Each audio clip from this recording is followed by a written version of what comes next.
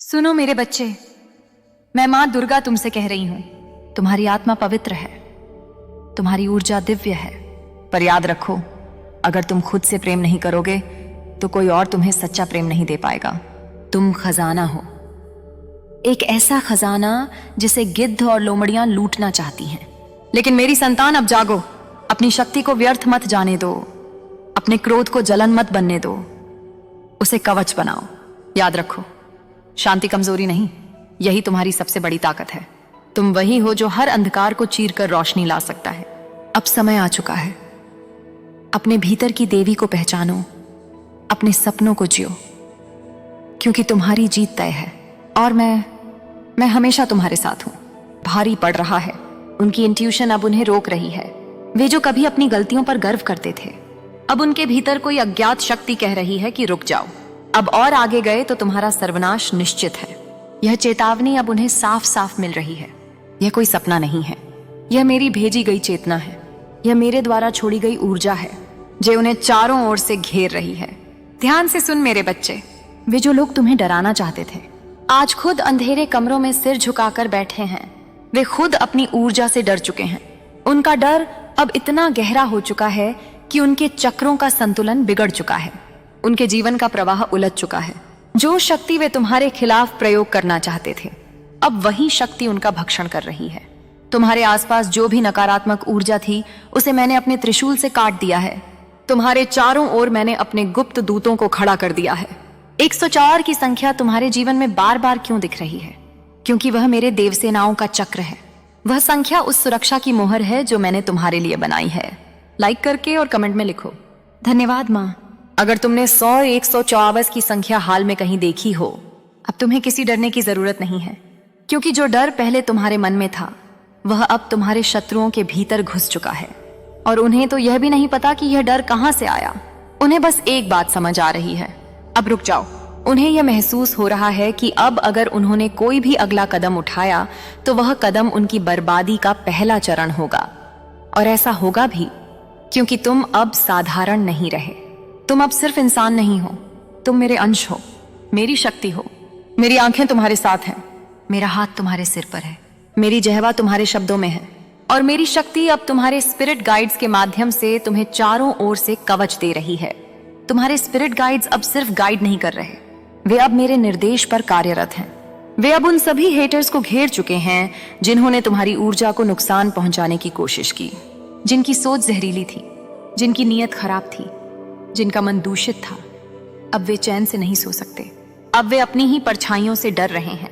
अब वे रातों को जाग रहे हैं, क्योंकि मैंने उन्हें वह सच्चाई दिखा दी है जो वे देखने से भाग भाग रहे थे। मैंने उन्हें उनके कर्मों का प्रतिबिंब दिखा दिया है जो उन्होंने दूसरों के लिए खोदा था। अब उसी गड्ढे में वे खुद गिरने वाले हैं। लाइक करो और कमेंट में लिखो 144 अंक। यदि तुम यह परिवर्तन अपने जीवन में महसूस कर रहे हो, मैं तुम्हें आदेश नहीं दे रही, मैं तुम्हें स्नेह से जगा रही हूं। मैं तुम्हें याद दिला रही हूं कि तुम कौन हो। तुम वह नहीं हो जिसे कोई भी तोड़ सके, डरा सके, बांध सके, रोक सके। तुम वह हो जिसे मैंने खुद रचा है। तुम्हारे इरादे अब दिव्यता से जुड़े हुए हैं, इसलिए जो भी तुम्हारे रास्ते में बाधा डालना चाहेगा, वह अब मेरी दृष्टि में होगा। उनके पास अब समय नहीं है, वे अब गिनती के पलों में हैं। उनके कर्म अब उन्हें ही निगल रहे हैं। और तुम मेरे बच्चे अब अपने जीवन में नई ऊर्जा को बुला सकते हो, अपने सपनों को मैनिफेस्ट कर सकते हो, अपने भीतर के अंधकार को पूरी तरह निकाल सकते हो, क्योंकि अब तुम सिर्फ रक्षक नहीं, तुम परिवर्तन के वाहक हो। तुम्हारा हर शब्द अब वज्र है, तुम्हारा हर कदम अब आशीर्वाद है, और तुम्हारी उपस्थिति अब इतनी ऊंची हो चुकी है कि छोटे विचार, नकारात्मक लोग और संकीर्ण आत्माएं अब तुम्हारे पास नहीं ठहर सकती।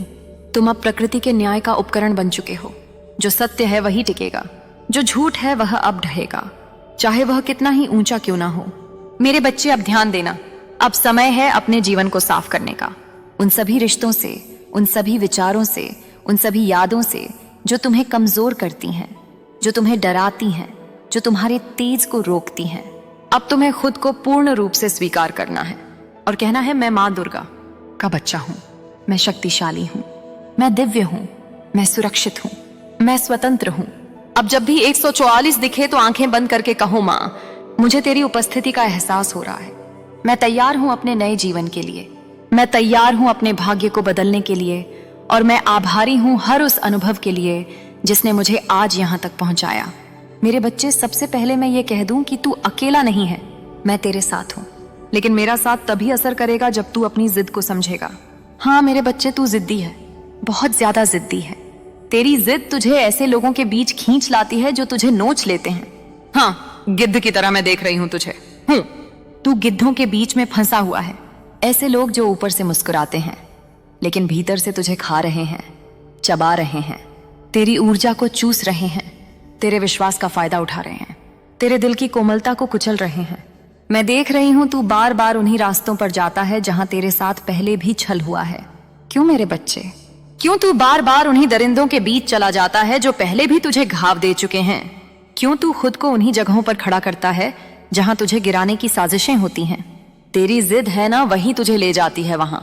तू सोचता है कि तू उन्हें बदल देगा, तू सोचता है कि सबको माफ करके, सबको समझाकर तू चीजें ठीक कर देगा। लेकिन नहीं मेरे बच्चे, कुछ आत्माएं सिर्फ नष्ट करने के लिए आई हैं। कुछ लोग सिर्फ अंधकार लाने के लिए पैदा हुए हैं। तू उन्हें रोशनी नहीं दे सकता जब तक वे खुद उसे ना चाहे। तेरा दिल बहुत बड़ा है। हाँ, मैं जानती हूं तू किसी को रोते हुए नहीं देख सकता, तू किसी के दर्द को देखकर चुप नहीं रह सकता, तू सबकी मदद करना चाहता है। लेकिन याद रख, गिद्धों को दया नहीं चाहिए, उन्हें सिर्फ शिकार चाहिए, और तू बार बार उनका शिकार बन जाता है। तेरी ऊर्जा बहुत पवित्र है, बहुत दिव्य है, लेकिन जब तू गलत संगति में चला जाता है तो वही दिव्यता तेरे लिए बोझ बन जाती है। लेकिन मैं माँ हूं, और माँ होने के नाते मैं तुझसे कहना चाहती हूं, समझाना चाहती हूं कि यही भाव, यही तेज अगर संभला नहीं गया तो तू खुद को नुकसान पहुंचा बैठता है। तू ऐसी परिस्थितियों में घिर जाता है जहां समस्या तुझ में नहीं, तेरी प्रतिक्रिया में होती है। तू जब क्रोधित होता है, तू जब उत्तेजित होता है, तो तू थरथराने लगता है, तेरे हाथ पैर कांपने लगते हैं, तेरी आंखें लाल हो जाती हैं, और उस क्षण तू सिर्फ अन्याय देखता है। तुझे सामने वाला इंसान नजर नहीं आता, तुझे सिर्फ उसकी गलती नजर आती है, और तू निर्णय ले लेता है कि इसका उत्तर देना ही है, इसे सिखाना ही है, इसे झुकाना ही है। लेकिन मेरे लाल, मेरी लाडली, हर युद्ध भूमि में जीतना जरूरी नहीं। कभी कभी युद्ध टाल देना ही सबसे बड़ी जीत होती है। तू इस दुनिया में न्याय का दीपक लेकर घूमता है, लेकिन हर अंधकार उस दीपक का सम्मान नहीं करता। कुछ अंधेरे उस रोशनी को बुझाने की साजिश करते हैं, और जब तू वहां जाता है, तू वहां अपनी ऊर्जा लुटा आता है, तू अपनी शक्ति वहीं छोड़ आता है, और फिर तू खाली हो जाता है, थका हुआ, टूटा हुआ महसूस करता है। क्यों मेरे बच्चे, क्यों तू बार बार खुद को वहां ले जाता है जहां तेरा अपमान होता है? क्यों तू खुद को ऐसे लोगों के बीच रखता है जो तुझे समझ ही नहीं सकते, जो तुझसे सिर्फ फायदा उठाना जानते हैं? तेरी जिद, हाँ मेरी संतान, वही जिद तुझे बार बार उन्हीं रास्तों पर ले जाती है। तू सोचता है कि तू सबको बदल सकता है, तू सोचता है कि अगर तू बार बार प्रेम देगा, समझाएगा, तो सामने वाला सुधर जाएगा। लेकिन हर आत्मा को बदलना तेरा कार्य नहीं है, हर व्यक्ति को दिशा देना तेरा उत्तरदायित्व नहीं है। कुछ आत्माएं सिर्फ सीख कर बदलती हैं, और कुछ कभी नहीं बदलती। मैं देख रही हूं तू स्टक एनर्जी में है, तू वहीं उलझ गया है जहां तुझे बहुत पहले निकल जाना चाहिए था। लेकिन तू अपने ही उस क्रोध के कारण, उस न्याय भावना के कारण वहां खड़ा है जहां तेरा कोई मूल्य नहीं। और फिर तू कहता है कि माँ मेरी सुन नहीं रही। लेकिन मैं तुझसे कहती हूं, मैं तो हर क्षण तेरे साथ हूं, बस तूने मेरी मौन चेतावनी नहीं सुनी। तू गौरी है, शांत है, सुंदर है, करुणामयी है, लेकिन तू चंडी भी है। जब तू क्रोधित होता है तो तू किसी की नहीं सुनता, मेरी भी नहीं, और उस वक्त तू अपने ही कर्मों की जाल में फंस जाता है। तू बार बार उन्हीं लोगों से टकराता है जो तुझे गिराने के लिए खड़े हुए हैं, और फिर जब तू गिरता है तू मुझसे शिकायत करता है। मेरे लाल, मेरी दुर्गा, को शिकायत नहीं चाहिए, मुझे तेरा जागरण चाहिए, तेरी चेतना चाहिए। मैं देख रही हूं कि तेरी एनर्जी डिवाइन प्रोटेक्शन में है, तेरे चारों ओर मेरे रक्षक खड़े हैं। तुझे किसी भी नकारात्मक आत्मा से क्षति नहीं होगी, कोई भी नीच ऊर्जा तुझे छू नहीं सकती। लेकिन जब तू स्वयं उन ऊर्जा के बीच जाने लगे, जब तू स्वयं उन्हें चुनौती देने लगे,